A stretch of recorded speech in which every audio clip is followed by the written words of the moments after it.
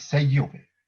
سیگیو 12ویں صدی کے شاعر ہیں اور یہ ایک صنف ہوتی ہے جاپانی شاعری میں, اس کو تنکا کہتے ہیں اور وکا بھی کہتے ہیں.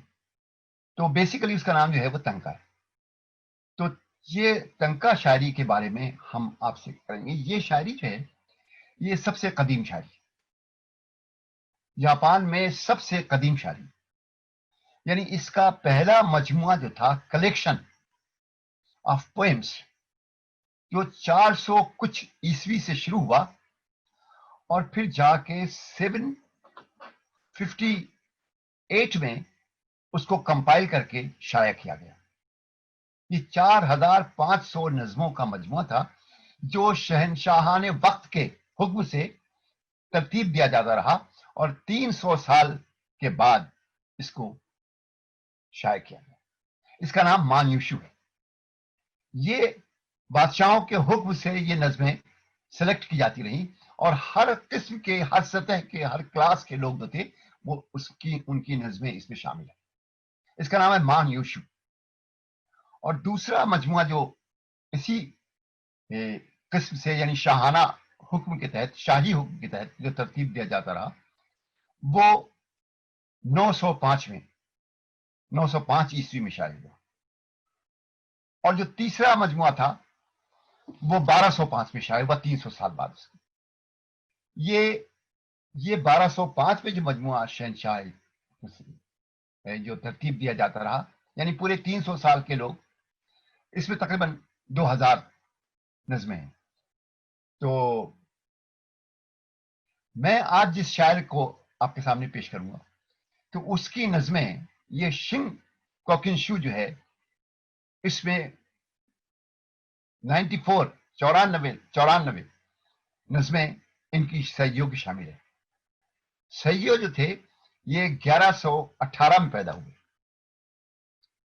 1118 میں پیدا ہوئے اور 1190 میں ان کا انتقال ہوا. یہ پہلے تو شاہی خاندان میں ان کے باپ تھے, محافظ دستے میں شامل تھے, تو یہ بھی محافظ دستے میں شامل ہو گئے. لیکن بگننگ, شروع ہی میں پھر انہوں نے اس کو جو ایرسٹوکریسی تھی اس سے نکل کے یہ چلے گئے زین ٹیمپل میں, اور وہاں انہوں نے گویا کی مونک ہو گئے, زین مونک کے طور پہ. انہیں سائیگو نے پورے جاپان کا دورہ بھی کیا, پورے جاپان میں گئے, ساری جگہیں گھومے یہ وہ, اور آخر میں پھر یہ ایک کیوتو کے قریب ایک پہاڑ ہے, اس پہ جا کے انہوں نے اپنی جھوپڑی بنائی اور پھر بقیہ زندگی انہوں نے وہاں گزاری سیگیو نے. تو میں اتفاق سے اس پہاڑ پہ گیا ہوں اور میں نے ان کا وہ جھوپڑی, ان کا وہ مسکن دیکھا ہے. بہت ہی خوبصورت جگہ, یعنی آپ تصور کر سکتے ہیں خوبصورتی کا, نیچر کی. اس کے درمیان میں انہوں نے اپنی جھوپڑی بنائی, ایک پہاڑ بلندی پہ. اس پہاڑ سے آپ زینے اترے اور زینے اتر کے پھر ایک تھوڑا پلیٹ فارم آتا ہے اور وہاں پہ ایک چھوٹا سا چشمہ بھی پانی کا آتا ہے, اور وہیں اس پلیٹ فارم پہ جس کے سامنے سارے پہاڑ اور جنگل ہیں, آپ وہ جو ہیں انہوں نے وہاں جھوپڑی بنائی اور وہاں یہ آخر تک رہے. تو یہ نیچر سے قریب تھے. ان کے ہاں شاعری جو ہے وہ اس لیے نہیں ہے کہ شعر ہم کہتے ہیں, ان کا مقصد, شعر کا کہنے کا مقصد یہ تھا کہ وہ کوئی میسج جو زین کو دے سکتے تھے, زین کا میسج, یعنی زین جو سیکٹ ہے بدھ مت کا, اس کا میسج یہ اپنی شاعری کی ضرورت ہے. تو ان کے ہاں شاعری جو تھی وہ شاعری بھی تھی, ادب بھی تھا, اور ایک روحانی تذکرہ بھی تھا, ایک روحانی سلسلے کا کو کمیونیکیٹ کرنا بھی تھا, ابلاغ بھی تھا اس کا. تو یہ جو ہے مجموعہ, اس کا نام چاند کے 4 رنگ ہے ہمارے یہاں شاعری, اور یہ جو ہے یہ اس کا اصلی نام ہے سنکشو.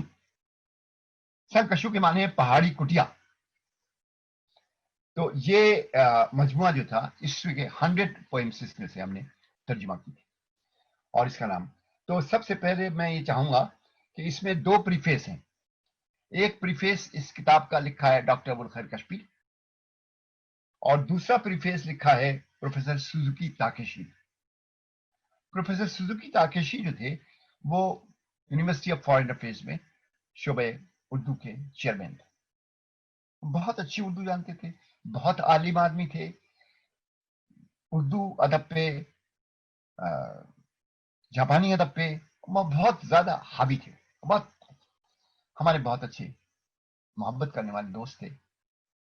تو سوزوکی صاحب نے اس کا پریفیس لکھا۔ میں چاہتا ہوں کہ نظمیں سنانے سے پہلے آپ کو یہ، میں نے تھوڑا بیک گراؤنڈ دیا ہے، تو میں چاہتا ہوں کہ یہ نظمیں آپ سنانے سے پہلے میں آپ کو سوزوکی صاحب کا، اور اگر آپ بنارسی سمجھیں تو کشپی صاحب کا جو پریفیس ہے وہ بھی سنا سکتا ہوں، لیکن میں پہلے سوزوکی صاحب کا سناتا ہوں کیونکہ وہ بالکل ڈائریکٹلی ریلیونٹ ہے، اور چونکہ جاپانی ہیں وہ، اور وہ لٹریچر سے جس طرح سے جانتے ہیں وہ، تو میں اس پریفیس کو جو پروفیسر سوزوکی تاکیشی نے لکھا ہے وہ میں آپ کے سامنے پیش کرتا ہوں۔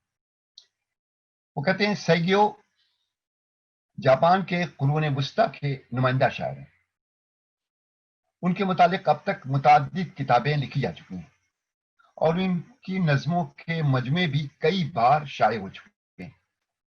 سیگیو کی شاعرانہ عظمت کا اس سے بڑھ کر اور کیا ثبوت ہوگا کہ ان کے انتقال کے 15 سال بعد شاہی حکم سے مرتب کیے گئے مجموعے، نظم کے مجموعے، میں نے بتایا آپ سے شنگ کوکنشو میں ان کی 94 نظموں کو شامل کیا گیا، 94، یعنی بہت بڑی تعداد ہے جو کسی ایک شاعر کی شامل کی گئی، جو دوسرے شعراء کے مقابلے میں تعداد سے بہت زیادہ ہے۔ سیگیو کی شہرت ان کی وفات کے بعد بڑھتی گئی، اور آخر انہوں نے جاپان کے مشہور شعراء کی صف میں اپنا مقام حاصل کیا۔ سیگیو کا اصلی نام نوریکی یو تھا، وہ 1118 میں پیدا ہوئے، ان کے والد کا نام یاسوکی یو تھا، وہ شاہی محل کے محافظ تھے، ان کا خاندان پشتہا پشت سے اپنی بہادری اور شجاعت کے لیے بہت مشہور تھا۔ سیگیو بھی شروع میں امیر توگانجی سے وابستہ ہوئے، اور 18 سال کی عمر میں اپنے والد کے تلاش شہنشاہ توپا کے محل کے خاص محافظوں میں جگہ پائی۔ یہ سرکاری عہدہ رتبے میں زیادہ اونچا تو نہیں تھا، مگر شاہی خاندان عمرہ اور روسا کی قربت کی وجہ سے بہت اہم اور باعزت سمجھا جاتا تھا۔ 1140 میں جب سیگیو کی عمر 23 سال تھی تو انہوں نے ایک دن اس معزز عہدے کو خیر بات کہا اور نرمان کی تلاش میں بھکشو بن گئے اور گوشہ نشینی کی زندگی اختیار کر لی۔ سیگیو نے کیوں اپنے خاندان اور باعزت عہدے کو ٹھکرا دیا؟ چند وجوہ میں سے ایک وجوہ یہ بتائی جاتی ہے کہ ان کی شخصیت میں دنیا اور اس کے عذاب سے قطع تعلق کر کے درویشانہ زندگی گزارنے کا قوی رجحان موجود تھا۔ اس واقعے سے چند ماہ قبل انہوں نے جو تنخواہ یعنی شعر نظم لکھی تھی، اس سے پتہ چلتا ہے کہ وہ آہستہ آہستہ دنیا سے گریز کرنے لگے ہیں۔ اب یہ ان کی تنخواہ ہے جو انہوں نے ابھی میں بتاتا ہوں کلاس تبدیل کرنا۔ میرا دل اب دشت فلک ہے، میرا دل اب دشت فلک ہے، جیسے موسم گل کی کہر، موسم گل کی کہر، اس دنیا میں اب کیا رہنا، عزم سفر ہے جانے جانا، اس دنیا میں اب کیا رہنا، عزم سفر ہے جانے جانا۔ تو بھکشو بننے کے بعد سیگیو نے کیوتو، جو اس زمانے میں جاپان کا دارالحکومت تھا، اس کے قریبی پہاڑ میں اپنی جھوپڑی بنائی۔ اس کا پہاڑ کا نام ہے ہیگاشیاما، اور سچے راستے کی جستجو میں گم ہو گئے اور شعر بھی کہتے رہے۔ سیگیو شاعری میں کسی کے مقلد یا پیرو نہیں تھے، بقول شہنشاہ توبا وہ فطری شاعر تھے۔ یہ وہ شہنشاہ ہیں جن کے حکم سے وہ مرتب کیا جا رہا تھا۔ ان کے ارد گرد اکثر گوشگیر شعراء کا مجمع رہتا اور مشاعرے بھی ہوا کرتے تھے۔ جب سیگیو کی عمر تقریباً 28 سال کی ہوئی تو وہ پہلی بار فقیرانہ سفر پر روانہ ہو گئے۔ پہلے انہوں نے جاپان کے شمال مشرقی علاقوں کا دورہ کیا اور واپس آنے کے بعد کویا پہاڑ کے اندر اپنی جھوپڑی بنائی. کویا پہاڑ آج بھی بدھ مت کا ایک مقدس مقام ہے اور اس دور میں یہاں ہزاروں مندر اور بھکشوؤں کی جھوپڑیاں موجود تھیں. کویا پہاڑ میں منتقل ہونے کے بعد سیگیو قرب جوار کے علاقوں کا دورہ کرتے رہے. 1167 میں جاپان کے مغربی خطے میں واقع جزیرے کشو تک گئے. سیگیو ساری عمر تنہا مسافر رہے اور ہمیشہ فطرت کی آغوش میں آسودہ رہے. ان کی فطرت نگاری، بیان کی سادگی، خیالات کی تازگی نمایاں ہے. فطرت نگار شاعر کی حیثیت سے انہوں نے بکثرت عمدہ نظمیں اپنی یادگار چھوڑی ہیں. سیگیو کو پھولوں اور چاند سے خاص لگاؤ تھا. بھکشو بننے کے بعد تمام دنیاوی ہوسوں سے قطع تعلق کر کے عزم کے باوجود وہ آخر تک پھولوں سے اپنے والہانہ لگاؤ سے دامن نہ چھوڑا سکے. ان کی 230 نظمیں ساکورا یعنی چیری کے پھول پر ہیں. 230 نظمیں. ہر ایک سمت پہاڑوں پہ پھول چیری کے کھلے ہوئے ہیں کہ موسم بہار کا آیا. ہر ایک پہاڑ کی لمبی ڈھلان پہ ہر سو سفید ابر ہے حد نظر تلک چھایا. سیگیو تنہا ماحول میں اپنی زندگی گزارتے تھے. ان کے دل میں موسم سرما کا چمکتا ہوا چاند اپنا عکس دیکھتا تھا. چاند کو دیکھا، سوچا میں نے کون سے سن کی سرخ خزاں تک اس دنیا سے ربط رہے گا. میں جس زمانے میں سیگیو بقید حیات تھے، جاپان کے 2 حکمراں خاندانوں ہیئی اور گینچی کے درمیان آئے دن خانہ جنگی جاری رہتی. خیر یہ چھوڑ دیتا ہوں. میں سیگیو کی عمر کا آخری زمانہ اس عالم فانی سے بدھ کی اس لافانی سرزمین تک پہنچنے کی تمنا سے بھرا ہوا ہے. انہوں نے کہا کہ گزرے ہوئے لا حاصل دن یاد آئے تو سوچتا ہوں میں اب تک ایک پھول پہ ٹھہری اڑنے والی ہوں. سیگیو کے نزدیک شاعری صرف دل بہلانے کا مشغلہ نہیں تھی، بلکہ شعر خوانی ان کے لیے دل کی گہرائیوں میں نروان کے راستے کی تلاش تھی. ایک سنجیدہ کوشش تھی. یہ وجہ ہے کہ ان کے کلام کو ہم عصروں نے بے حد سراہا اور آج بھی ہم ان سے متاثر ہوئے بغیر نہیں رہتے. 16 فروری 1190 کو سیگیو نے کیوتو کے پہاڑ ہگاشی یاما کے دامن میں اپنی جھوپڑی میں 73 سال کی عمر میں وفات پائی. انہوں نے مہاتما بدھ کے انتقال کے دن اپنی رحلت کی تمنا یوں پیش کی: یہ مجھ پہ سایہ فگن ہو تمنا یہی، شاخ چیری کی پھولوں بھری، موسم گل میں مرنے کی آئے گھڑی، پھر مہینہ بھی ہو سال کا دوسرا، چاند کی چودھری. یہ اشارہ مہاتما بدھ کے انتقال کی طرف ہے. ان کا انتقال بھی اسی موسم میں اور اسی مہینے میں ہوا تھا، فروری میں. سیگیو نے اپنی زندگی میں 3000 سے زیادہ تنکا کہے. تنکا 5 مصروں پر مشتمل جاپان کی ایک قدیم صنف سخن ہے. پہلے اور تیسرے مصرے میں 5 اور دوسرے اور چوتھے مصرے میں 7 صوتی آہنگ ہوتے ہیں. پوری نظم 31 صوتی آہنگوں پر مشتمل ہوتی ہے. انہوں نے خود ایک دیوان مرتب کیا، اس کا نام سنکشو رکھا. اس دیوان میں کل 1152 منتخب نظمیں کہیں. سیگیو کا سب سے مشہور معروف دیوان یہی ہے جو خود ان کا اپنا منتخب کیا گیا. اس کے علاوہ 5 دواوین اور بھی ہیں اور وہ بھی بہت اہم ہیں اور مقبول ہیں. اور جناب محمد رئیس نے 12ویں صدی عیسوی کے مشہور شاعر سیگیو، یہ آخر میں انہوں نے لکھا ہے، منتخب ترجمہ کر کے بڑا کام کیا ہے. نظموں کے تراجم بہت خوبصورت اور کامیاب ہیں. پہلی بار کلاسیکی جاپانی شاعری کا ایک نمائندہ دیوان ارباب ذوق اردو کی خدمت میں پیش کیا جا رہا ہے. ہمیں یقین ہے کہ سنکشو جاپانی ادب کے شاہکاروں کو پاکستانی قارئین سے متعارف کرانے میں کے سلسلے میں نیا سنگ میل ثابت ہوگا.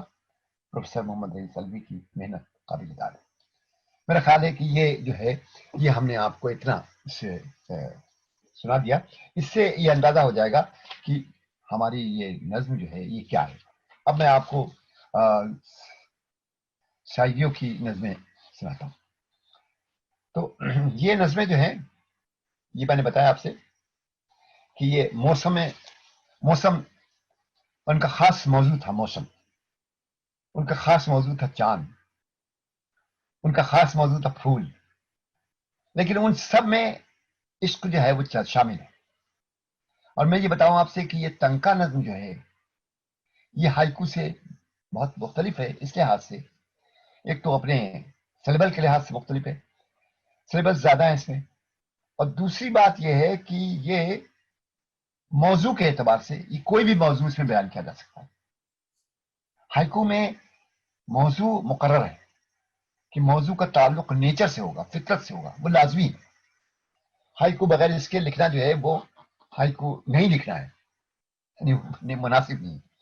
तो लेकिन इस तंका में आप कोई भी मौजू, जैसे गजल में होता है, कोई भी मौजू आप इख्तियार कर सकते हैं। तो ये बहार है, पहली नज़्म है बहार है। बुलबुले खुश नवा तू घर छोड़े ये आशियानो दर, वादी से दूर जाए पर मुझको न भूलना मगर, बुलबुले खुश नवा अगर। तो ये चाला है। तो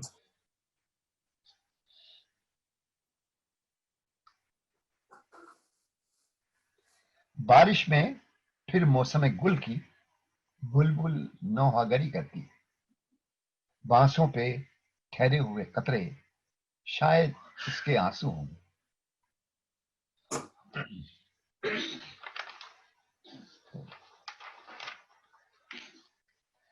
कोई बस्ती कोहर में डूबी, मंजर ऐसा अंदाजा है मौसम गुल आकर ठहरा है।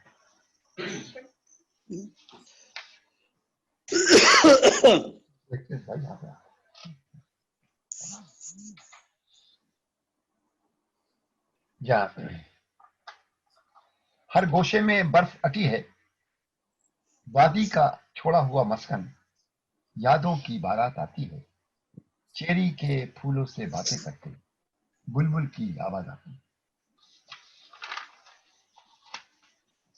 अब ये आपको, और फूल चेरी के हंसते हुए देखकर दिल पे बेवजह अफसुर्दगी छा गई।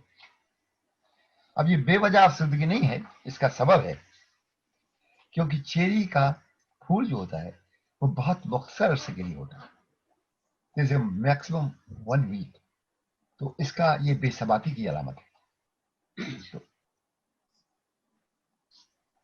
दूसरी नज़्म है कि मुझ पे साया फिगन हो तमन्ना यही,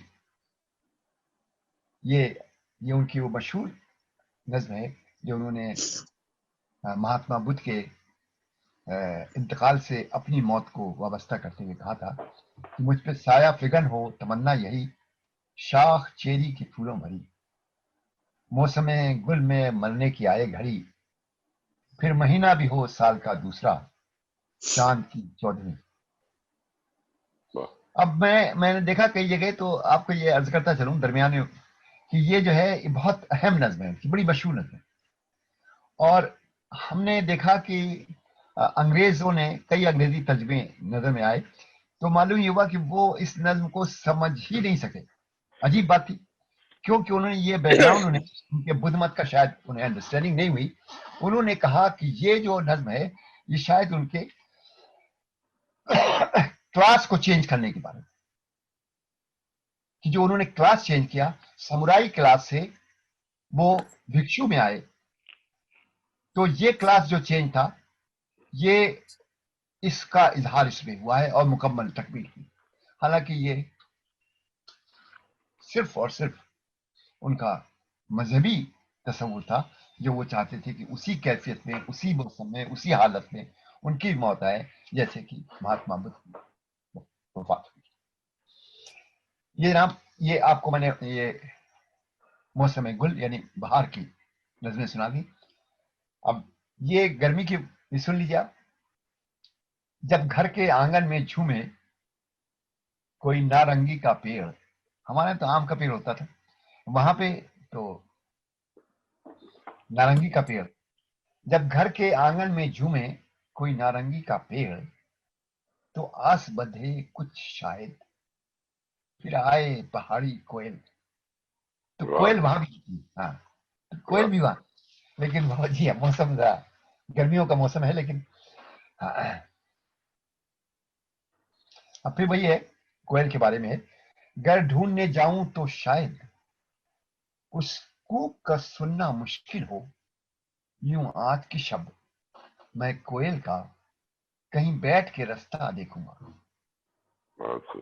ये है।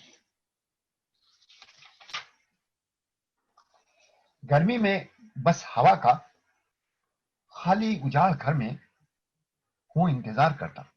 अब जाहिर है गर्मी में हब्स होगा हवा, या थोड़ी दूर जाके चश्मे के रास्ते पर पानी से खेलता हूं। ये गर्मी का जो कैफियत है। और आप समझिए कि ये कैफियत जो है ये 12वीं सदी की, 1118 में पैदा हुए। अब ये नज़में जो उन्होंने कही सॉरी,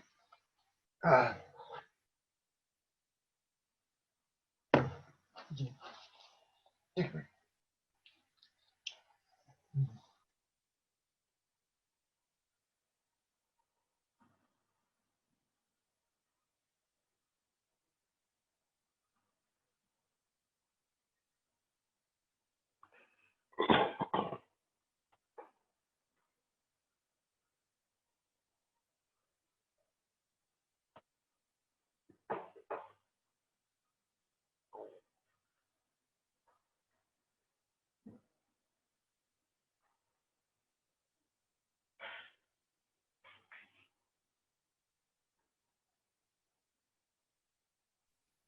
आवाज नहीं आ रही। आप म्यूट हो गए, म्यूट है आप। जिक्र अब आवाज आई? जी जी आवाज आगे। जी तो ये गर्मी के बारे में नज़म थी। अभी एक और नज़म सुन लीजिए, ये बिल्कुल जापान का एक मंजर जो है वो आपके सामने आ जाएगा। वो कोई मुसाफिर गर्मी में मैदान से होकर जाता है, हाँ, ऊंची घास की नोक ऊपर एक टोपी तिनकों वाली है। बिल्कुल एक आदमी टोपी नजर आ रही है। अब मौसम खजा चाहिए तो उदासियां तरह तरह की बांट कर गुजरने वाली शाखसार में हवा से ये पता चला कि आ गया फिजा का काफिला पहाड़ पर हमारे गांव में।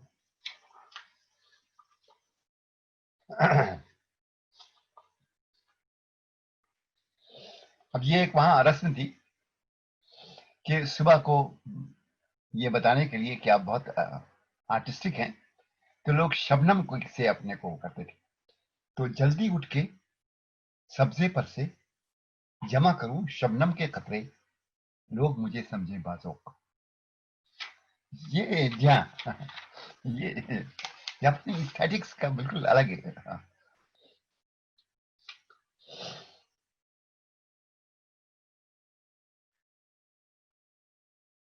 अब ये मैदा है, सब्जाजार है, हागी के फूल हैं, मैं जन्नते निगाह में रहा शाम हो गई, गुलहाए तर के लम से रंगीन आस्तीन। आस्तीन जो थी वो गुलों के रंग से सुर्ख हो गई। अब ये आ गया इश्क इनका मौजू कि वस्ल की शब की बात जो हमको सबसे छुपानी आज न होती। देखिए, वस्ल की शब की बात जो हमको सबसे छुपानी आज न होती, रस्ते किनारे सब्जे के ऊपर शबनम से पहले हम तो न जाते, जाते हैं लेकिन, क्योंकि वो पैरों के निशान आ जाते हैं ना, तो वो अब आप सोचिए लोग तो पहचान जाएंगे कोई आया यहाँ से कोई गया यहाँ। تو وہ اس لیے ہمیں شبنم سے پہلے نکل جانا ہے کہ آستین. اچھا یہ بھی ایک محبوب کے ساتھ آستین کو ملاتی ہیں تو آستین باہم ملا کر سوئے تھے, چاہتا تھا اس کی خوشبو جذب ہو. آج ایک گل کی مہک سے یک بیک یاد تازہ ہو گئی اس رات کی. یہ ہے واہ یہ. اب دیکھیے پھر ایک اور نظم دیکھیے ایسی عشق نظم کہ کوئی تو بہانہ ہو صبح کی جدائی کو آج ملتوی کر دیں. دیکھیے کوئی تو بہانہ ہو صبح کی جدائی کو آج ملتوی کر دیں. قطرہ ہائے بارہ کو آستی پہ گرنے کی کون سی ضرورت ہوا. یہ جناب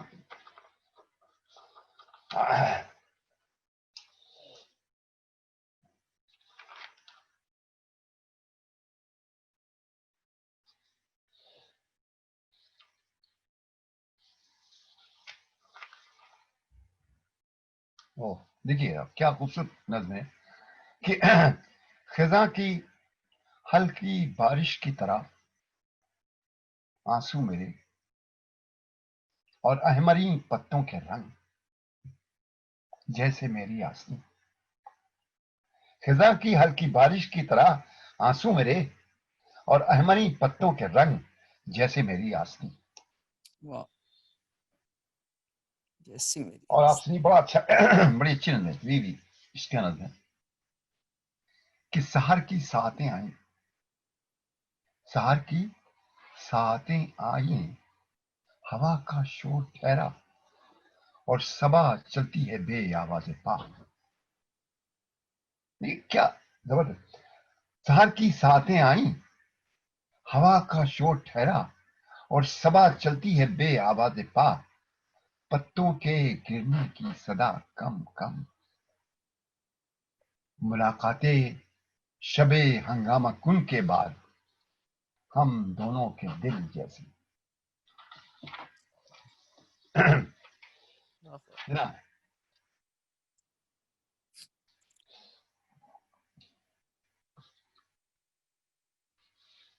دیکھیے میں آپ کو یہ سیوں کی نظمیں جو ہیں یہ آپ کو پیش کرتا ہوں.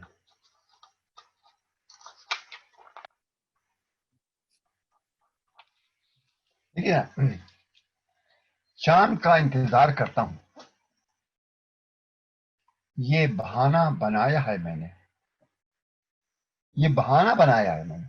چاند کا انتظار کرتا ہوں, یہ بہانہ بنایا ہے میں نے. آواز آ رہی ہے؟ جی جی آ رہی ہے. چاند کا انتظار کرتا ہوں, یہ بہانہ بنایا ہے میں نے. رات میں میرے دل کا رنگ مگر آستین پر دکھائی دیتا ہے. بالکل میر صاحب کا شعر آپ دیکھیں, یاد کریں نا کہ وہ کتنا کہ آستین پہ دل کا رنگ جو ہے وہ دکھائی پڑ رہا ہے.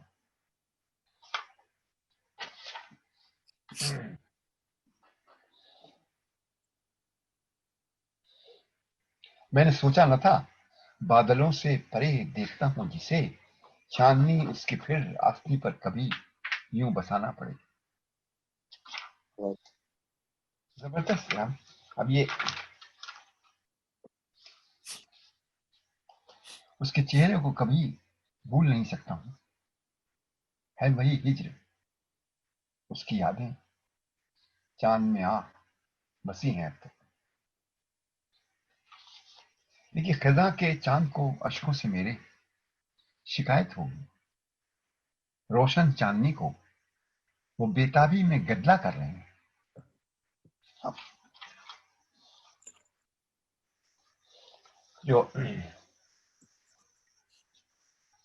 جو اکثر دیکھتا ہوں چاند کو پھر تو ہو جاتی ہے ایسی دل کی حالت.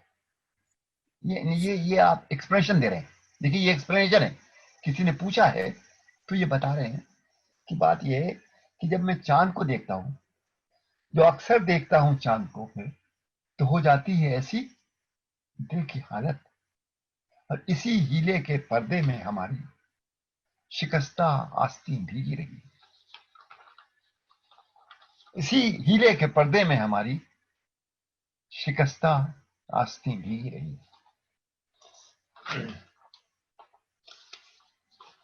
اور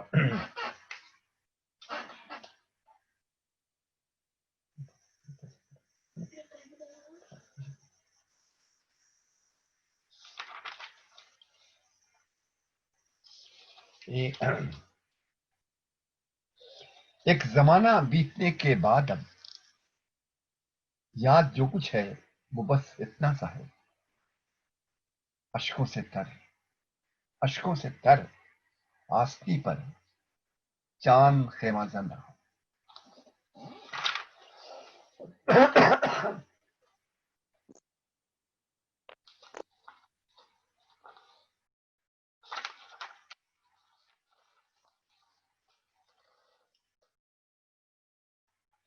اچھا جناب، بہت نظمیں ہیں لیکن ہم آپ کو یہ پڑھتے جاتے ہیں. جی جناب. نگاہیں تیز و شک سے دیکھنے پر خبر ہو جائے گر لوگوں کو، پھر بھی میں کر سکتا ہوں کیا؟ چھپنا ہے مشکل، چھپاؤں کیسے اپنی آستی کو؟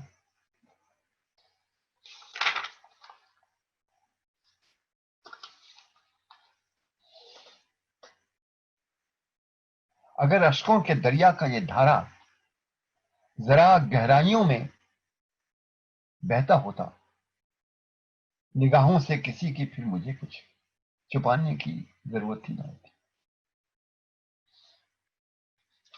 اس کو یاد کرنے سے آستی پہ بہتا ہے آنسوؤں کا ایک دریا، کون سے سمندر میں جانے کب یہ ملتا ہے.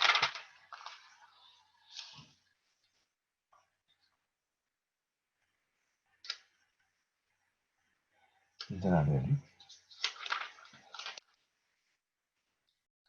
اب دیکھیے آستین کا کتنا امپورٹنس ہے. آستین وہاں پہ بے ملاقات کئی دن بیتے، بے ملاقات کئی دن بیتے، آستین اور برسنے لگی ہولے ہولے، اب چھٹنے کا نہ امکا ہے نہ آس، اور یہ دل ہے میرا ادھر ادھر بھٹک رہا ہے بے قرار دل میرا، سوچتا ہوں اب اسے چاند کس کو سونپوں.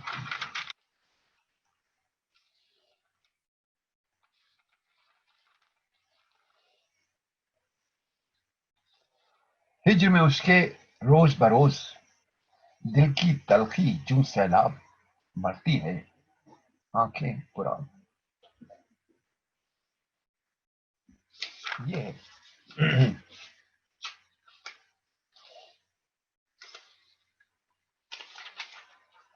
میں کافی چھوڑ چھوڑ کے پڑھ رہا ہوں.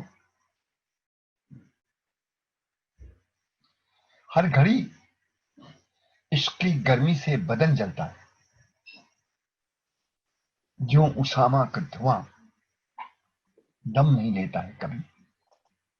یہ ساما پہاڑ ہے وہاں، وہ جو آتش فشاں پہاڑ ہے اس کا دھواں چلتا ہے اس کی طرف سے. تو اس طرح جو ہے وہ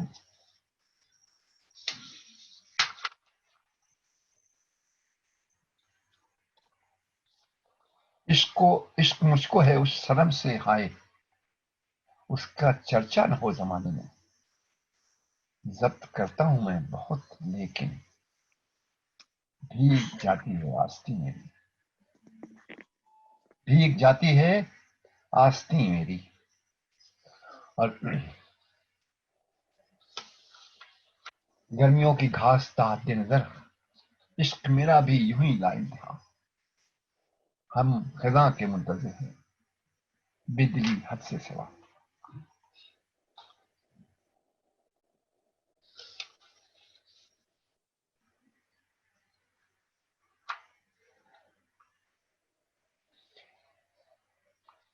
ترس کھا کر میرے پاس آنے والی نہیں آتی ہے کیوں یہ سوچتا ہوں. میں جس گھر میں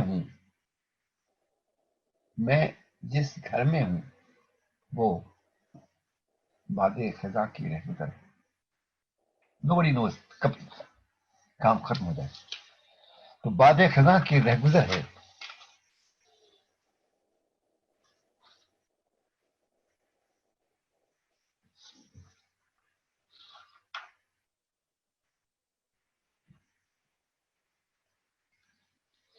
نارنگی کے پھول کھلے ہیں. اور یہ متفرق نظمیں ہیں. نارنگی کے پھول کھلے ہیں میرے گھر کے پاس. خوشبو ان کی ہاتھ نہ آئے گزرے دنوں کی یاد. سب سے چھپاؤں آنکھیں اپنی اشک کریں فریاد. اب آپ دیکھیے ایک خاص زین بدھزم جو ہے اور ہمارے یہاں تصوف جو ہے وہ کتنا آہنگ کہ آئینے شفاف پر ذرے کو تو دیکھیں مگر. آئینے شفاف پر ذرے کو تو دیکھیں مگر. دل میں جو پیدا ہو کبھی چھوٹی سی بھی کوئی ہوس اس سے نہ رہیے بے خبر. کیا دیکھیں کمال کہ یہ جو ہے آئینے شفاف تو یہ ہے اس کو کرے شفاف کہ آئینے شفاف پر ذرے کو تو دیکھیں مگر. دل میں جو پیدا ہو کوئی کبھی چھوٹی سی بھی کوئی ہوس اس سے نہ رہیے بے خبر. یہ ہے.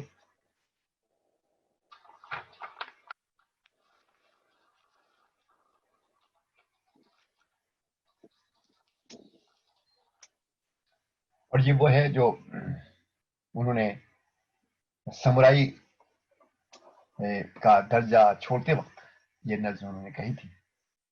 تو عزم سفر ہے جانے جانا میرا دل ہے خالی خالی جیسے موسم گل کی کوہر. میرا دل ہے خالی خالی جیسے موسم گل کی کوہر. اس دنیا میں اب کیا رہنا عزم سفر ہے جانے جانا.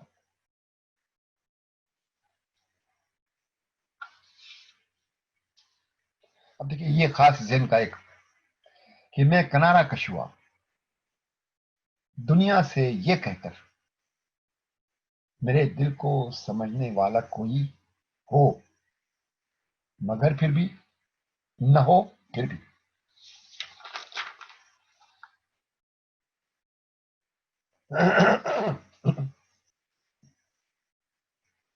اگر دل میں جاگنے کا قرینہ نہ تھا تو پھر دنیا کو خواب کہنے سے کچھ فائدہ نہ تھا. جاگنے کا قرینہ نہ تھا پھر.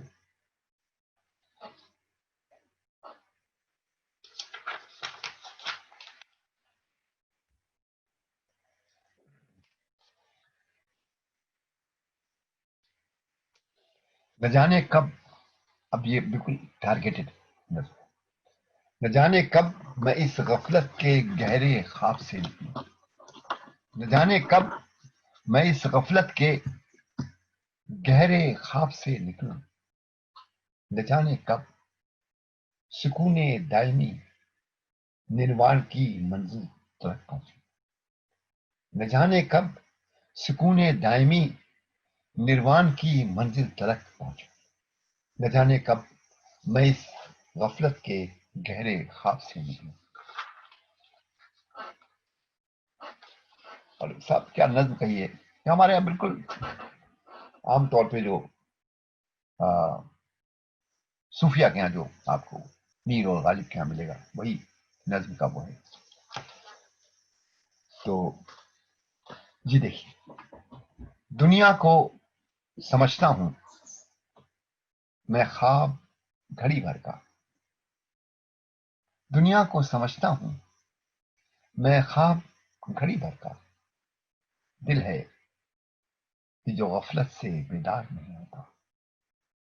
دنیا کو سمجھتا ہوں میں خواب گھڑی بھر کا. دل ہے کہ جو غفلت سے بیدار نہیں ہوتا. بہت جو رخصت ہو گئے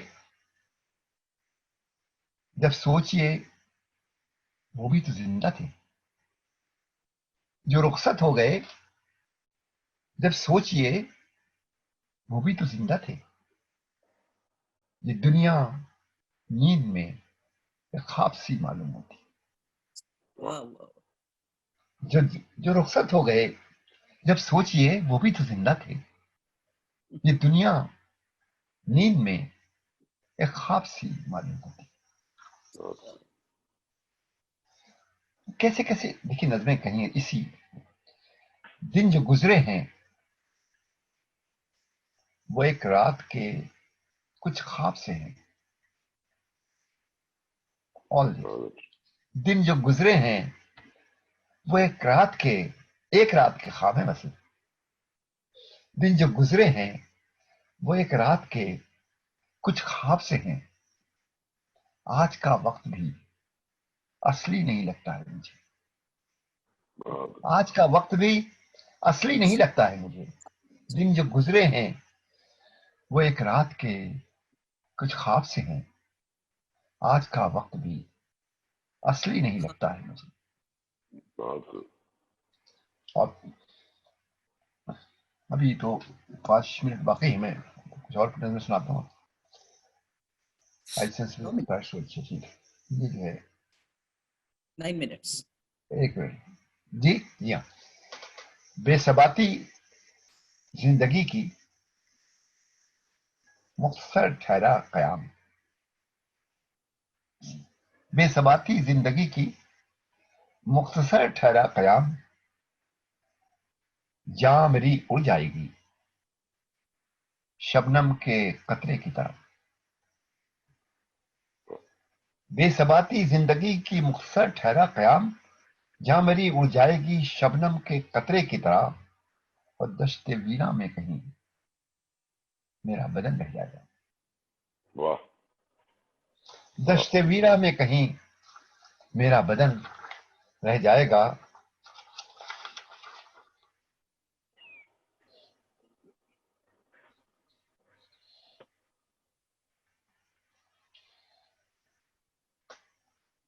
اب دیکھیے یہ ایک جو پروسیس ہے نروان کا اس میں یہ ایک مرحلہ ہے اس کی طرف اشارہ ہے کہ پہلے بہت اتھلا کم کم تھا ذہن کا گدلا گدلا پانی.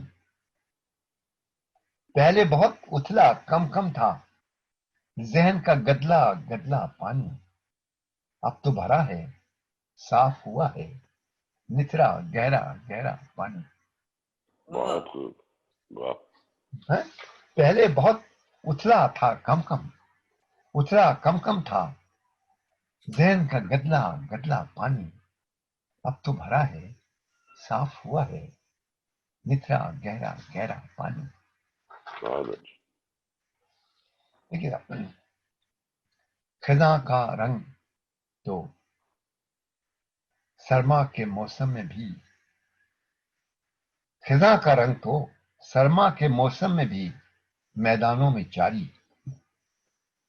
خزاں کا رنگ تو سرما کے موسم میں بھی میدانوں میں جاری. مگر دنیا کی یہ ناپائیداری مگر دنیا کی یہ ناپائیداری مثال قطرے شبنم مثال.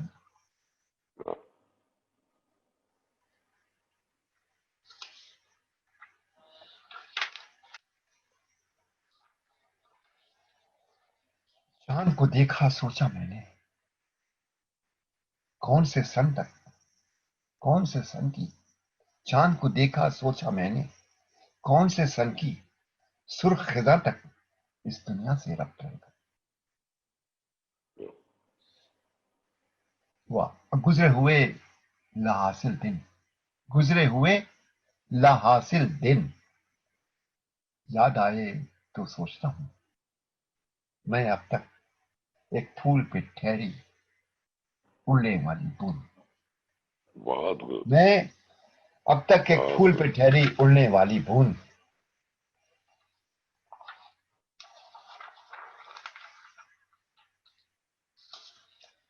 یاد ماضی سے لہو روتی ہیں آنکھیں، یاد ماضی سے لہو روتی ہیں آنکھیں، جس طرح سرخ پتے آستین پر گر رہے ہیں اس طرح.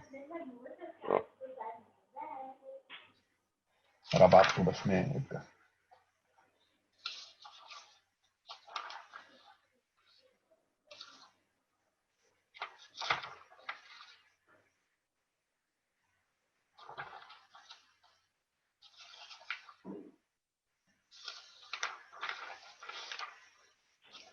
دیکھیں صاحب،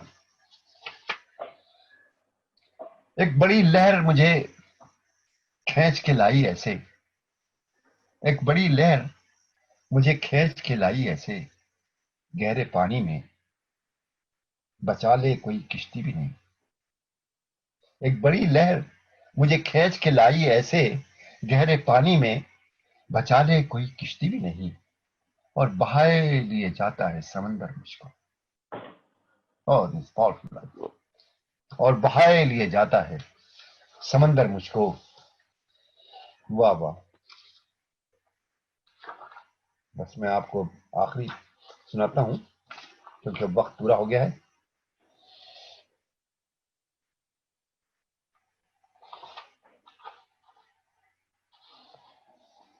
اب یہ شعر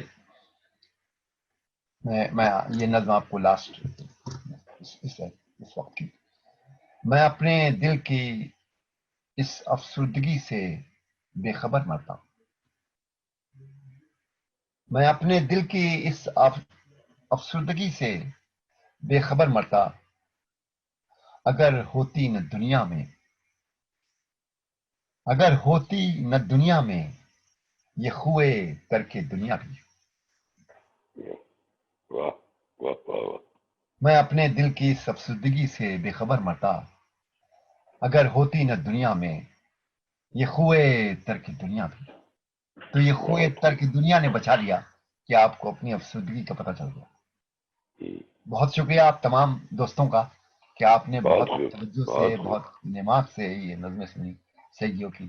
یہ 12ویں صدی کے شاعر، جاپانی شاعر سیگیو کا آپ کے سامنے 11ویں صدی کا جاپان، وہ منظر، وہ چیزیں، وہ رسوم اور وہ روایات جو چاند سے وابستہ ہیں، وہ روایات جو موسم سے وابستہ ہیں، وہ روایات جو نروان سے وابستہ ہیں، وہ آپ کو کافی حد تک، کسی حد تک اس میں آپ کو نظر آئیں. اور بہت شکریہ آپ لوگوں کا کہ آپ نے یہ وقت مجھے دیا. بڑی عنایت بہت شکریہ، بہت شکریہ آپ کا. بہت ہی اچھی. اب اطہر آپ سوال شروع کریں کچھ؟ اگر جی آپ سوال کوئی مناسب کرنا چاہیں ضرور کریں، کوئی سوال میں حاضر ہوں. کوئی کامنٹ کرنا چاہتے ہیں تو کامنٹ کیجیے. اچھا چلیے میں اپنے سے شروع کر دوں. جی ضرور. اچھا، ایک سوال ہے اور ایک آبزرویشن ہے. آبزرویشن جی تو جی یہ ہے کہ میں نے یہ پایا اس کے اندر کہ یہ مخاطب صرف نیچر سے ہی ہے. محبوب اس کا اصل میں نیچر ہی ہے. وہ جو محبوب کا ایک فرضی بیچ میں رابطے کے لیے لے لیا گیا، وہ نیچر تک پہنچنے کے لیے ہے.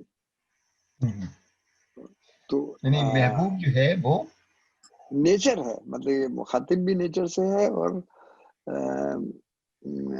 یعنی دل میں اس کا نیچر ہی نیچر کا ہے ہی سارا. مخاطب نیچر ہے. یعنی اصل میں نیچر میں جاپانیوں کے یہاں اصل میں جاپانیوں کے یہاں جو نیچر ہے وہ میڈیم ہے، حقیقت تک پہنچنے کا، جسے ہم حق کہتے ہیں. تلاش حق میں جب نکلتے ہیں تو وہ نیچر میں جا کے رہتے ہیں. جیسے آپ نے دیکھا کہ سیگیو نے جو اپنی جھوپڑی بنائی وہ ایسی پہاڑ کے درمیان بالکل جا کے بنائی اور وہاں پہ رہتے تھے. تو گویا ان کا وہاں پہ رہنا یوں تھا کہ وہ نیچر کے توسط سے، اس کے وسیلے سے سچ تک پہنچنا چاہتے ہیں. اور یہی اس کا حسن ہے. اب حسن کو دیکھنے کے لیے وہ نیچر سب سے قریب ترین ہے، اور جاپانیوں کے مزاج کے مطابق مطلب کہ وہ اس کو دیکھتے ہیں اور حسن سے حسن حقیقی تک پہنچنے کی کوشش کرتے ہیں. جی تو مطلب یہ نیچر ہی حسن حقیقی ہے نا. جو ہم، کیونکہ شاید وہ بدھسٹ تھا تو بدھسٹ کے یہاں خدا کا تصور نہیں ہے، نیچر کا ہی ہے. وہ نیچر سے ہی آتا ہے. تو بات وہی ہو گئی. ہمارے یہاں بھی بس ہماری اردو شاعری میں بھی بہت عشق حقیقی جو ہے وہ آخری منزل ہے. وہ بھی پہنچنے کا ذریعہ. تو مگر اتنا زیادہ نہیں ہمارے ریفلیکٹ ہوتا. پہلی بات تو یہ. اچھا سوال یہ ہے کہ یہ شاعری جو ہے آپ کا ترجمہ تو یہ آزاد ہو گیا, آزاد شاعری میں کہہ سکتے ہیں.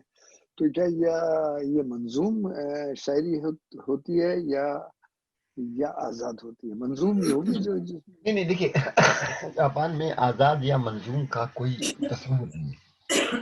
ان کی جو شاعری ہوتی ہے نا وہ ہمارے یہاں کی طرح سے قافیہ اور ردیف نہیں ہوتا. اچھا کیا ان کی شاعری میں قافیہ اور ردیف نہیں ہوتا. ان کی شاعری میں آوازوں کا تناسب ہوتا ہے, آوازوں کی ترتیب ہوتی ہے. جیسے میں اب یہ نظمیں آپ کو جو سنا رہا تھا مثال کے طور پہ ٹنکا نظمیں ہیں, اس کا جو ایک قصہ ہے وہ یہ ہے کہ یہ 5 7 5 7 7 اب آپ کہیں گے یہ جو ہے 5 7 5 7 7 اب یہ 31 ہو گئے ٹوٹل. اب یہ 31 سلیبل ہو گئے. اس کے تحت یہ آپ کو نظم جو ہے یہ سنائی گئی. یہ ساری نظمیں جو ہیں تنخواہ وہ اس میں ہیں, اور ہائیکو جو ہوتی ہیں وہ 17 سلیبل میں ہوتی ہیں. اب سلیبل کیسے ہوتا ہے کہ جیسے آ ای او اے او یہ ایک ہے, تو اب اگر 7 ہو گئے, اب مثال کے طور پہ میں ایک بشوں کی ایک ہائیکو سے آپ کو مثال دیتا ہوں کہ سا ما زا ما سا ما زا ما نو, یہ ایک, یہ ہو گئے 5. آپ گن لیں سے کاؤنٹ کر لیں, سا ما زا ما نو, یہ 5 ہو گئے. سمجھا؟ اب کو تو او مو ای 10 او, یہ ہو گئے 7. یہ دوسرا مصرع ہو گیا. پہلا 5 مصرع, دوسرا 7. آخری کیا ہے سا کو را کا نا, یہ 5 ہو گئے. سکورا کرا, یہ ایسے کہتے ہیں. اب میں آپ کو اردو میں جیسے اس کی مثال دوں سلیبل بنانے کے لیے جو ہم کرتے ہیں وہ یہ کرتے ہیں کہ جیسے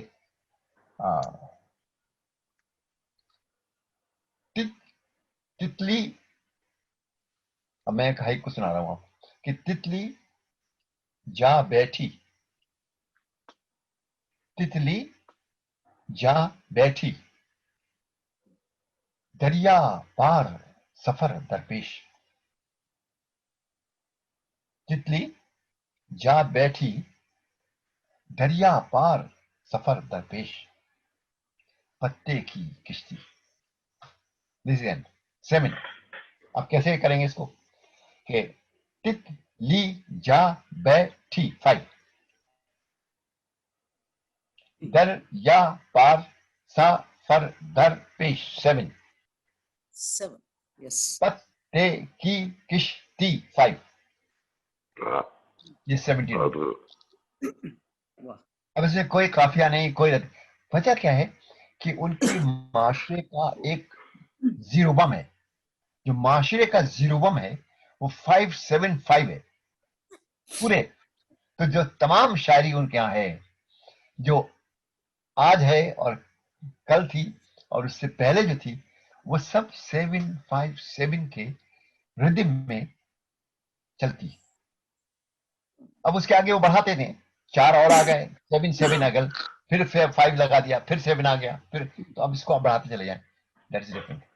سوائے اس کے جو انگریزی سے آزاد نظمیں آئی ہیں ان کے علاوہ جو جاپان کی اپنی نظمیں ہیں وہ تمام کے تمام اسی ردم میں, اسی لہجے میں, اسی ترنم میں, اسی ادا میں. سمجھیے یہ جو ہے یہ ان کے سانس لینے کی جو ادا ہے نا 575, یہ وہ بات کرتے ہیں اس طرح سے.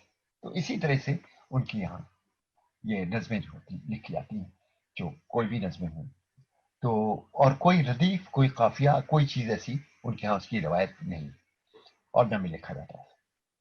جو نظمیں ہماری ترجمہ ہیں وہ بھی نظمیں اسی آزاد جس کو آپ کہہ رہے تھے, اور جو انہوں نے لکھی ہیں وہ بھی ویسے ہی آزاد ہے سوائے 575. نہیں دیکھیے میں آپ کو بتاؤں یہ اسے آزاد نہیں کہہ سکتے, منظوم ہی کہیں گے.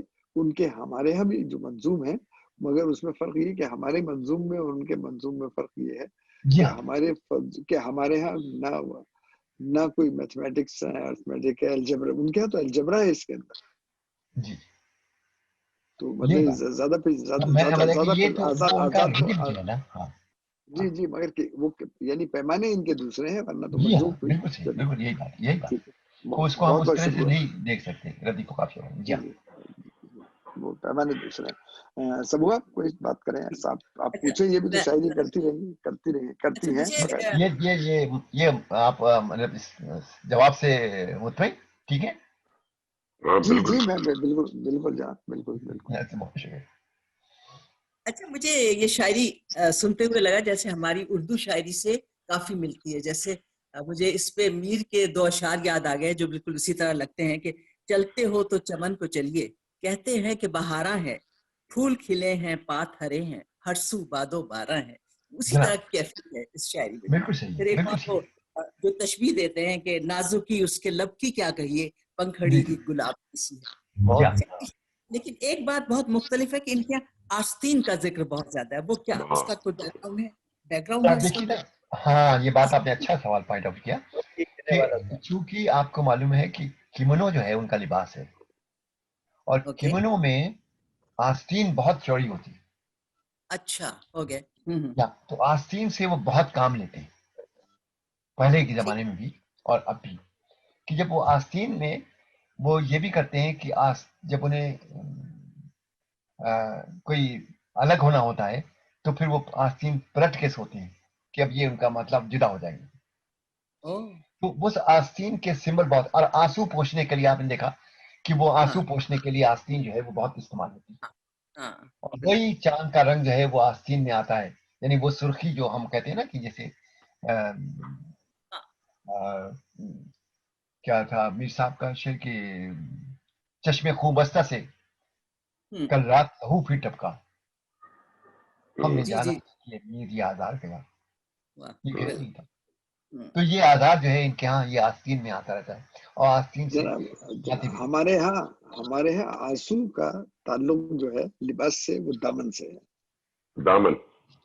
ہاں جی، دامن سے ہے، ان کا آستین سے. اس کا مطلب ہم سلیب بس پہنتے ہیں، آستین بھی ہوتی ہے ہمارے لباس میں. ابھی دیکھیے نا، امیر مینائی کا شعر بہت مشہور شعر ہے، آپ نے دیکھا ہوگا، سنا ہوگا کہ وہ لہو پکارے گا آستین کا، جو چپ رہے گی زبان خنجر، لہو پکارے گا آستین کا. ٹھیک ہے. ہاں یہ امیر مینائی کا شعر ہے جو بہت مشہور ہے. ایک اور ہے مثلا، کس آستین پہ میں اپنا لہو تلاش کروں. وہ ہاں یہاں ہمارے ابھی آستین کا ذکر ہے جی بہت ہاں جی ہاں سارا. جی ہاں جی ہاں. جی علی لہو صاحب، جو ہے آستین سے نہیں ہے. علی صاحب اگر آپ ہائیکو یا جی ٹکی کچھ جاپنیز میں ایک سنا دے تو اس کی ساؤنڈز کا مزہ آ جائے گا کہ جاپنیز میں اس میں کیا ساؤنڈز آتی ہیں اگر ہو کچھ تو. Please please. اچھا یہ ہاں جی، اس میں سنایا تھا ایک تو میں نے بھی آپ کو جیسے بشو کی نظر تھی سنائی، دوسری بھی بشو کی سنائی. اب میں اس کو ایسے سناتا ہوں تو اس کا معنی بھی بتاؤں گا آپ سے کہ جیسے یہ بشو کی نظر ہے کہ سما زما نو کوتو اموئی دس سکورا کرا. اب یہ جو ہے نظم یہ ایسی ہے کہ اس کا بیک گراؤنڈ یہ ہے کہ بشو جو تھے وہ بہت بڑے شاعر تھے، ہائیکو کے زبردست شاعر تھے. تو جاپان میں یہ رسم ہے کہ وہ یہ سنانے کا ذکر نہیں کہتے، لفظ نہیں کہتے، وہ کہتے ہیں پڑھنے کا، کہ آپ کوئی ہائیکو پڑھیے، درخواست کرتے ہیں نا کہ ہائیکو پڑھیے، سنائیے نہیں پڑھیے. تو بشو کا جو گھر تھا وہ ٹوکیو سے کافی دور ایک جگہ ہے ایگا میں، وہاں پہ ان کا گھر ہے. میں گیا ہوں گھر، دیکھا گیا. تو ان کے والد جو تھے وہ وہاں کا جو لارڈ تھا اس کے مصاحب تھے، اس کے دوست تھے، سمجھے مصاحب جیسے ہمارے یہاں ہوتے تھے نا ویسے ہی. ان کے اس کے انتقال کے بعد اس کا بیٹا بن گیا. تو پھر ان سے بھی مراسم تھے ان کے اور بشو. لیکن بشو کے والد کے انتقال ہونے کے بعد کچھ دن تک تو یہ آتے جاتے رہے. پھر بشو جو وہاں سے چھوڑ کے چلے گئے ٹوکیو. ٹوکیو کافی دور ہے وہاں سے، تو ان سے ملاقات کی گنجائش نہیں تھی. لیکن پھر ایک دفعہ وہ اپنے گھر گئے تو سارے شہر کو معلوم ہو گیا کہ بشو آ رہے ہیں. تو وہ جو لاٹ تھا اس شہر کا، جاگیردار کہہ لیں آپ، لاٹ کہہ لیں یا گورنر کہہ لیں، جو بھی کہہ لیں اس زمانے کے لحاظ سے، تو وہ بھی یہی صدی تھی، 12ویں صدی عیسوی. تو انہوں نے دعوت کی ان کی، بڑی شاندار دعوت، زیادہ شہر کے سارے عمرہ روسا سب لوگ شریک تھے.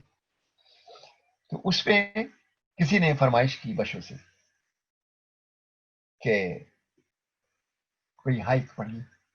اچھا یہ ہائیک جو پڑھی جاتی تھی نا، یہ پرانی ہائیک نہیں پڑھی جاتی تھی، اسی وقت پڑھی جاتی تھی.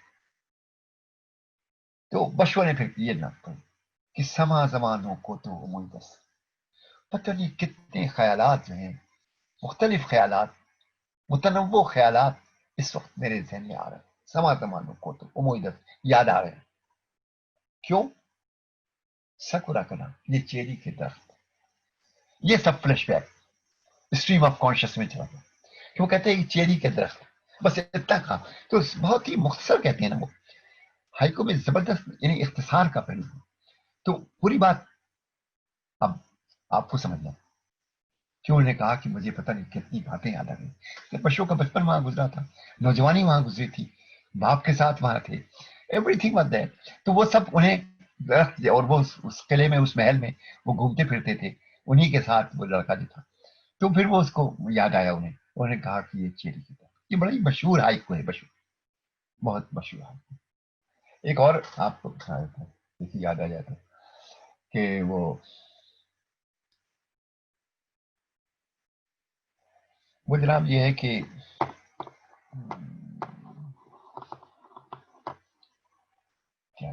ابھی یاد نہیں آ رہا ہے، ابھی یاد کریں تو ابھی یاد آ جائے گا تو میں آپ کو سنا دیتا ہوں دوسری والی بھی، ایک اور سنا دیتا ہوں.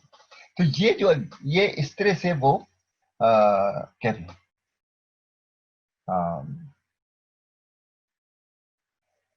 وہ کہ وہ جیسے وہ کہتے ہیں، میں اس کا ترجمہ سناتا ہوں شاید اسی درمیان مجھے یاد آ جائے. تو وہ کہتے ہیں کہ سرسوں جو ہے وہ دور تک پھولی ہوئی کھیت ہے سرسوں،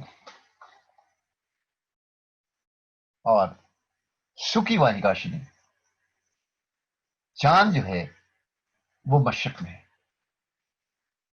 اور ہیوا نشینی، اور سورج جو ہے وہ مغرب میں ڈوب رہا ہے. اور دیٹس بیوٹیفل. تو یہ ان کا کہنے کا تو طریقہ ہے. یہ جناب آپ کچھ مطلب آپ نے اندازہ ہوا کچھ اس کا کہ کیسے وہ شعر لکھتے ہیں؟ جی نجمی صاحب آپ کچھ پوچھنا چاہیں گے؟ انمیوٹ. جی نہیں پھر میوٹ ہو گیا. جی علی صاحب، یہ جو آپ نے جگہ بتائی تھی کیوٹو ہے، یہ کیا کوبے کی پاس ہے؟ جی جی فیوجیاما، جہاں پہاڑ، بہت مشہور پہاڑ ہے فیوجیاما.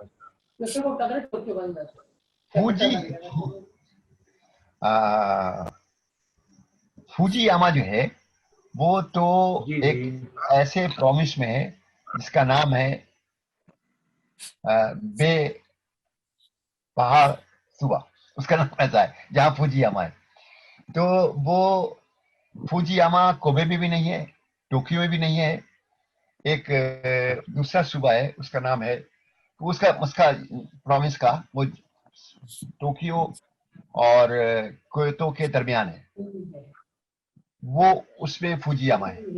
کیوتو جو ہے یہ چونکہ جاپان کا قدیم دارالحکومت ہے، تو پہلا دارالحکومت ان کا نارا تھا جو 8 سینچری تک تھا، پھر تقریباً 9 سینچری سے یہ ان کا کیوتو تھا. تو وہ کیوتو تو بہت ہی زبردست شہر ہے اپنی روایتوں کے اعتبار سے، اور اپنی تنظیم و ترتیب کے اعتبار سے، اور اپنی کلاسیکی قدروں کے لحاظ سے وہ بہت زبردست شہر ہے. تو اس کے بعد پھر یہ ٹوکیو بنا بات. ये था। सही। लेकिन आ, वहां से वो फुजियामा वहां से नजर आता है, कहाँ से? वहां से अगर आप देखें अगर आप शिंकानसेन हर में तरफ सफर नजर करें, आता है, लगता है कि वहीं पर शिंकानसेन से क्योटो आप से टोक्यो से, जी अगर टोक्यो से आप जाएं क्योतो तो आपको फुजियामा नजर आता है सीधे हाथ में। जी काफी दूर तक नजर आता है। हाँ, तो जब आप लोग जब वो फुजियामा नजर आने वाला होता है तो जापानी खास तौर से खिड़कियों के करीब आ जाते हैं फुजियामा देखने के लिए। उनका मुकद्दस पहाड़ भी है ना ये। जी हाँ, बड़ा खूबसूरत नजारा। जी माउंट ओलंपस, माउंट ओलंपस है इनका। जी जी इनके यहाँ। जी अलवी साहब, मैं भी कुछ कहना चाह रही थी। जी बहुत अच्छी कंट्रीब्यूशन, बहुत शुक्रिया जी बहुत अच्छी कंट्रीब्यूशन है। बहुत मेहनत से आपने ट्रांसलेशन भी किया और राइमिंग का भी ध्यान रखा। मैं कुछ अरसे रही हूँ अब जापान में, तो जो आम पब्लिक भी है बहुत नेचर से करीब है। चेरी ब्लॉसम का सीजन होगा तो पार्क्स में इधर उधर सेलिब्रेशंस होती थी और खिज़ां का सेलिब्रेशन होती थी। बहुत ही नफीस लोग हैं, बहुत ही नफीस। बहुत सही कहा, बहुत सही कहा, बहुत सही कहा, बिल्कुल सही कहा, दुरुस्त, बहुत खूबसूरत जी। वहां पे बाहर में एक फेस्टिवल सा होता है, जी उसे कहते हैं हनामी। हनामी का मतलब ये होता है कि मैंने उसका तर्जुमा जो किया था और इस्तेमाल भी किया है कई जगह तहरीर में, गुलबीनी। ये गुलबीनी जो है इसे हनामी कहते हैं। गुलबीनी बहार में चेरी के दरख्तों को देखने के लिए और चेरी के ब्लॉसम को देखने के लिए वो जाते हैं।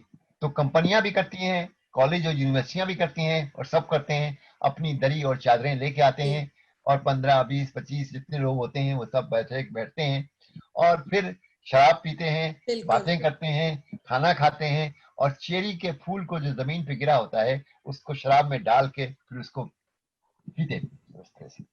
तो ये जो हानामी है यानी गुलबीनी जो है ये बिल्कुल एक खास मौसम में होता है और थोड़े थोड़े फर्क से, क्योंकि कहीं चेरी जो पहाड़ों में चेरी होती है वो देर से आती है, जो नीचे आती है पहले आती है, तो उसी लिहाज से वो मौसम मुकर्रर होते हैं कि उएनो के बाग में कब जाना है, यानी जो टोक्यो के करीब है उएनो का बाग जो है वहाँ चेरी के बहुत से दरख्त हैं, तो वहाँ कब होगा तो जाएंगे। मतलब अप्रैल की 7-8 से शुरू होता है मेरा ख्याल है ये, इट्स जस्ट लाइक दैट। अप्रैल के फर्स्ट वीक से लेके ये तकरीबन थर्ड वीक में खत्म हो जाता है। चेरी जो है एक बेसबाती की निशानी है। जमाल जो है जमाल बेसबात है, एक ऐसा हुस्न जिसको रहना नहीं है। तो चेरी को इसलिए वो जमाल बेसबात समझते हैं और जब चेरी का जिक्र करते हैं तो वो नजाकत और नफासत और हुस्न के साथ साथ उसकी बेयकीनी उम्र की जो है वो भी शामिल है। जी सही। रफी साहब से सवाल। जी रफी साहब आप। हाँ, मैं रफी साहब से एक तो मैं कहना चाह रहा था कि साइंस की एक थ्योरी ये है कि चांद जो है वो जमीन का जो टुकड़ा है चांद, वो जिस हिस्से से अलग हुआ वो पैसिफिक ओशन है। अब पैसिफिक ओशन मतलब ये है कि किसी जमाने में चांद हुआ करता था। पैसिफिक ओशन को तो हम बहरुल काहिल कहते हैं, यानी काहिल उर्दू में हम जाहिर बात जानते हैं कि काहिल किससे कहा जाता है। तो एक तो मेरी ऑब्जर्वेशन और सवाल ये है कि कौम के हवाले से उनमें कितनी काहिली है। एक दूसरी चीज ये है कि चांद का जाहिर बात है, चांद का जाहिर अगर वो टुकड़ा निकला है तो चांद से उनकी कुर्बत और फितरत कुदरत दोनों से। हमारे ये हिंदू पाक के अंदर तो कोई भी शायर इस तरह से जाके जिस तरह से आपने अभी डिस्क्राइब किया कि उन्होंने अपनी एक कुटिया बना ली और जिंदगी का बेशतर हिस्सा वहीं गुजारा, तो यहाँ तो बेचारा गर्मी से मर जाएगा वो या मच्छर काटेंगे उसे। तो ये इस टाइप की नेचर हमारे हिंदू पाक में है ही नहीं और यही वजह है कि कोई भी शायर आपको इस किस्म की शायरी करता जाके वहां पर फिजिकली रह के आपको नजर नहीं आता।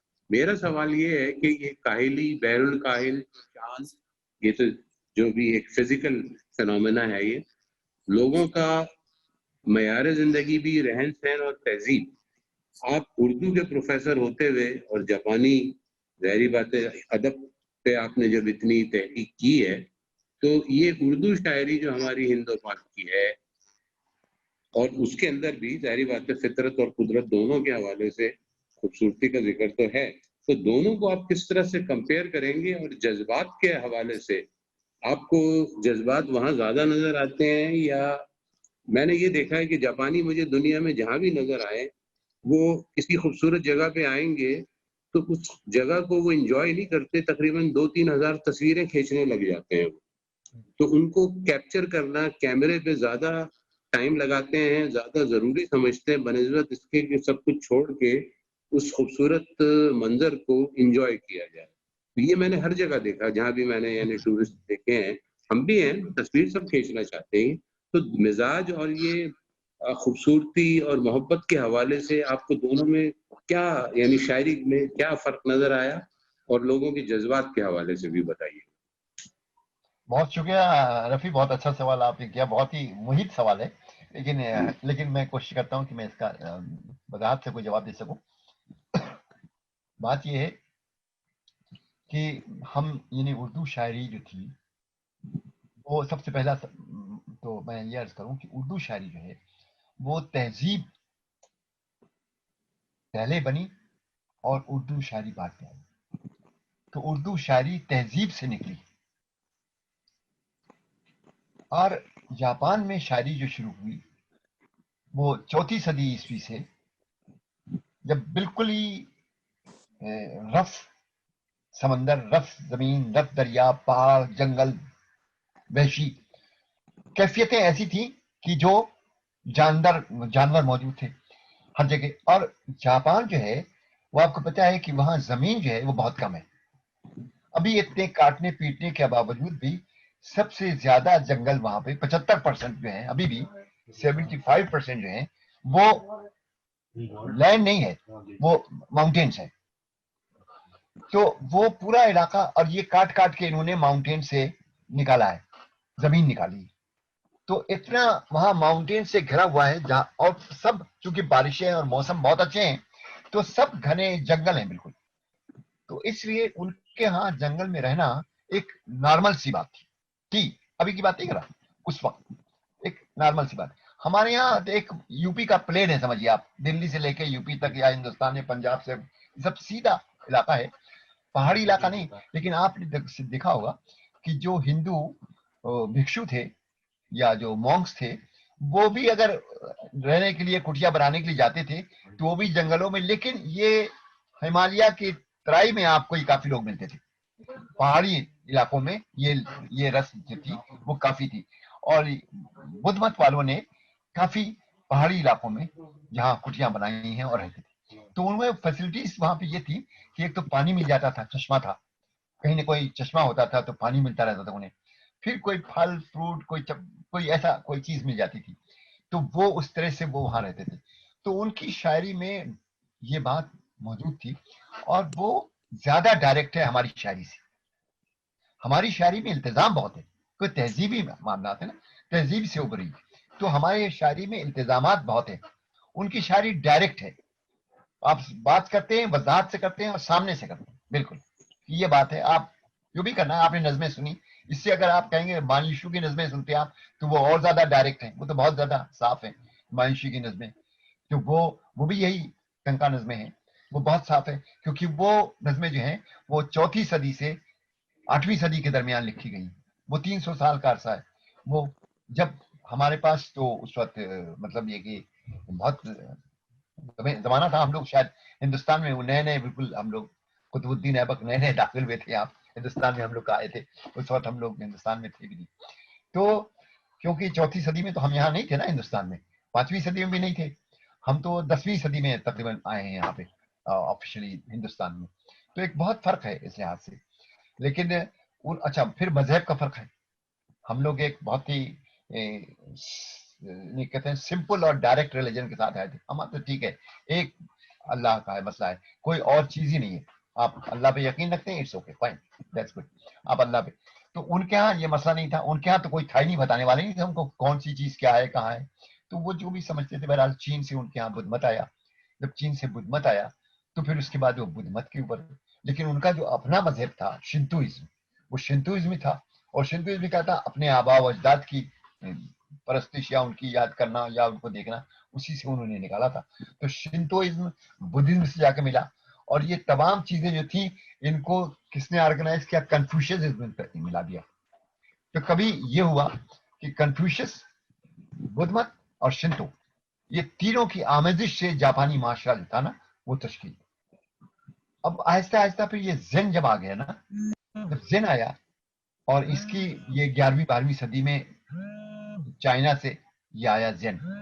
जब ये ज़ेन आया तो इन्होंने एक बड़ा कल्टीवेट किया, बहुत कल्टीवेट किया, इन्होंने कल्चर कल्टीवेट किया, और ऐसे कल्टीवेट किया कल्चर कि सबको पीछे छोड़ दिया, सबको पीछे छोड़ दिया, क्योंकि ये कल्चर के थ्रू फिर जाना चाहते थे हकीकत तक। इन्होंने हर चीज को, यानी शायरी जो थी, हाइकू जो था वो ज़ेन की चीख बन गया, कैलीग्राफी जो थी, कैलीग्राफी वो कहते थे वाज है, कौन सा वाज, बसरी वाज है, किसको आप देख के वाज समझते हैं कि ये लिखा है। तो उन्होंने हर चीज को चेंज किया। और इसी तरह चाय को कहते हैं एक्शन, ये जो आपको तबलीग है ये एक्शन में तबलीग है। तो they made it like that, और वो उन्होंने बहुत डेवलप किया। और चूंकि एक ही कौम थी, एक ही इलाका था, समंदर बीच में हायल था, कोई मदाखलत नहीं कर सकते थे, 16वीं सदी तक किसी को दाखिल नहीं होने दिया, ईदो पीरियड में किसी को दाखिल नहीं होने दिया, मना कर दिया। जापान जो था वो बंद था, जापान ने अपने दरवाजे बंद कर दिए थे, कोई गैर मुल्की भी नहीं। तो इसलिए they could make it like that, उनका अपना बन गया, और उनका समुराई कल्चर था, उस कल्चर में उन्होंने इसको डेवलप किया। तो दिस मेरा ख्याल है कि ये थोड़ा फर्क जो है वो जमाने का बहुत ज्यादा फर्क है, जमाने और जोग्राफिया दोनों बड़ी वक्त रह गया। सब हुआ, सवाल लें कुछ और, किसी सवाल लें, वक्त थोड़ा ही रह गया। हाँ, वक्त तो बहुत थोड़ा रह गया। रजिया, आप कुछ कहना चाहती हैं, कुछ सवाल पूछना चाहती हैं? जी, अपने को अनम्यूट कर लीजिए प्लीज। देखिए एक बटन होगा जिस पे क्रॉस पड़ा होगा, उसको आप जरा, नहीं आ रही, नहीं कर पा रही। ओके कर लिया जी, मैंने। ओके जी फरमाइए। मैंने कहा अपनी कोई नज़्म सुना दें रईस। मेरा ख्याल है कि ये बहुत कम है ना। हाँ, तो अभी इसको जापानी नज्म तक अगर रखें तो ज्यादा अच्छा है। मैं अपनी नज्म आपको सुना दूं अलग से, ये ठीक है। लेकिन मैं आपको, अगर आप कहें तो मैं जापानी नज़में कुछ और सुना सकता हूँ, लेकिन अब मेरा ख्याल है वक्त खत्म ही हो रहा है तकरीबन। जी, मेरा ख्याल वक्त कम रह गया उसके लिए। तो और कोई सवाल करना चाहेगा? आखिरी सवाल ले लेते हैं। सदीक साहब, आप कुछ पूछना चाहेंगे? मलिक साहब, आप। Thank you very much. I think Alvi साहब का हमेशा से बड़ा अहाता है इन चीज़ों पे। एक दफ़ा शायद ये भी होंगे उस मीटिंग में, इसी टॉपिक के ऊपर एक कराची जिमखाना में मीटिंग हुई थी, जिसमें कुछ जापानी कौंसल जनरल भी थे, और मुझे वहाँ पे भी यही लगा था कि उनकी शायरी में और हमारी शायरी में बहुत मुमासलत है। जिस किस्म के कंपैरिजन्स उनमें हैं उसी तरह के हमारे में भी हैं। और आज की मीटिंग में इन्होंने माशाल्लाह बहुत अच्छे तरीके से, बहुत अच्छे पैराए में बयान किया। थैंक यू अलवी साहब, keep coming, very nice to here. आखिरी सवाल इजाज़त हैदर साहब से ले लेते हैं। इजाज़त हैदर साहब। जी, मुझे तो लगता है कि अलवी साहब खुद एक बड़े शायर हैं, उनका तर्जुमा इतना मशहूर कौन है। थैंक यू वेरी मच, बहुत शुक्रिया। शायरी जारी रखनी चाहिए।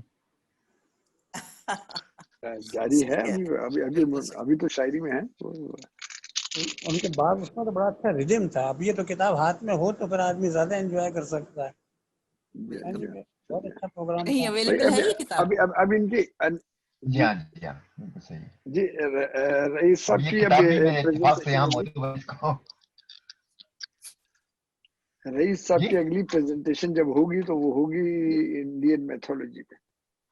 इसकी तैयारी करने के लिए इनको इन्हें वक्त चाहिए, 1-2 महीने का कम से कम। तो उसके बाद अगर ये कराची वापस आ गया, कराची से, वरना सिडनी से ही होगी।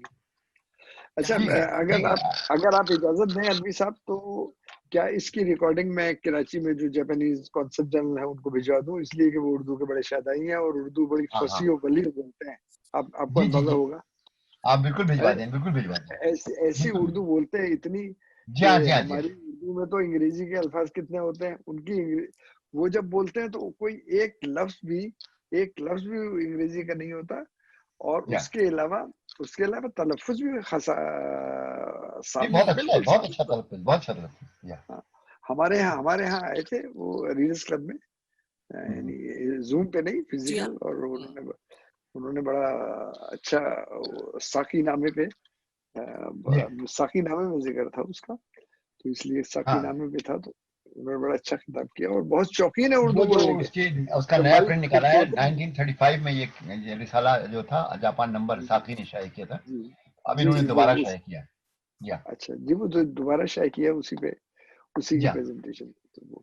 اس میں آ کے بہت ہی ہم لوگ امپریس ہوئے کہ کتنی زبردست اردو بولتے ہیں. اسی طرح آپ بھی جاپانیز جو ہے اسی طرح بولتے ہوں گے یا وہاں پہ؟ نہیں، میں بالکل بالکل نہیں ہے. تو وہاں کی جاپانیز متاثر وہ ہوتے ایک تھے ایسا ہو گیا، ایک تو زمانے کے ساتھ ساتھ بہت عرصہ ہو گیا وہاں پہ جب تھے ہم. تو دوسری بات یہ ہے کہ وہ ان کا مطلب دوسرا ہمارا کام یہ ہے کہ ہم ایسا کرتے ہیں کہ جو ترجمے کے لیے جو چیزیں ہمیں درکار ہوتی ہیں نا، جو ہم خاص طور سے میں نے کہا ترجمہ ایک ذرا اگر آپ لفظی ترجمہ کریں گے نا تو آپ کر نہیں سکتے، مزہ نہیں آئے گا. آپ ترجمے کے لیے ضروری ہے کہ آپ اس کی اصل روح تک پہنچیں. جب تک روح کو آپ منتقل نہیں کریں گے تو بیکار ہے وہ. بالکل صحیح بات. اچھا جناب، ٹھیک وقت ہو گیا، تو بہت شکریہ. بہت شکریہ آپ لوگ کہ آپ نے بڑی ہمیں وقت دیا اور بڑی عنایت کی. آپ لوگ تشریف فرماتے ہیں اور آپ نے سنا ہمیں. اب سما خراشی کے لیے معذرت، اور بہت عنایت آپ کی. بہت اچھی محفل آپ نے رکھی، بہت اچھی محفل. آپ لوگوں کا خاص طور سے خطاب کا سبوہا کا بہت بہت شکریہ آپ دونوں کو. بڑی عنایت. الوی صاحب، آپ کو میں بہت بہت ریڈرز کلب کی طرف سے بھی مبارکباد دینا چاہوں گا، اور as a Pakistani it's a great honour کہ ایک پاکستانی کو جو انہوں نے رائزنگ سن کا ایوارڈ دیا. بہت مبارک، بہت مبارک. یہ ان کا بہت اچھا آرڈر آف دی رائزنگ سن. بہت تھینک یو، بہت تھینک یو ویری مچ. بہت شکریہ، بڑی عنایت. Thank you. بڑی عنایت. نیکسٹ تھرسڈے ملتے ہیں انشاءاللہ. اللہ حافظ. اللہ حافظ. اللہ حافظ.